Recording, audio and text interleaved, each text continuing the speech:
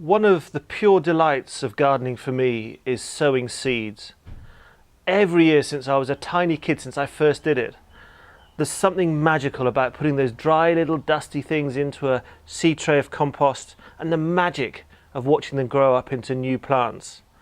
The pleasure and enjoyment of seeing them grow, of nurturing them, looking after them, killing slugs if they're going to start to eat them, and then getting to the point where we are at now, which is transplanting or potting up the seedlings from the seed tray into their own individual pots. This is a job that requires a little bit of care and attention. They're still quite delicate plants, but it's a very straightforward process, and you need some pots and possibly two tools.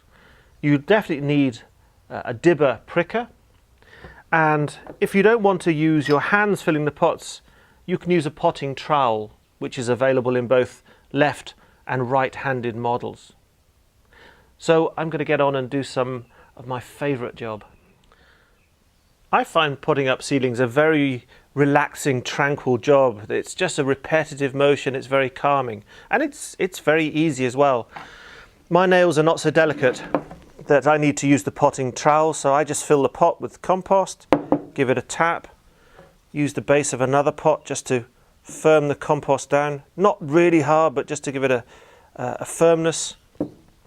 And then depending on the side of the seedling, you either use the pointy end to make a little hole for the delicate roots, or in this case, because the seedlings are quite large, I'm going to use the spoon end and just make a little hole in the compost here, ready to take the seedling.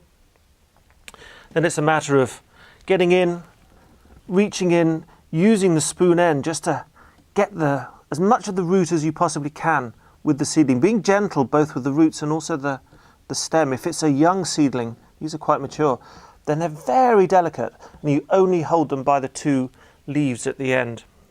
Then we've got a good root mass here, tease it into the pot, put it in gently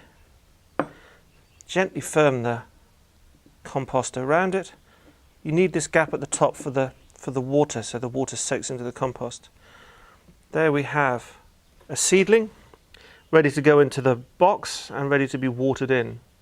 Very straightforward, very easy, and a new baby plant.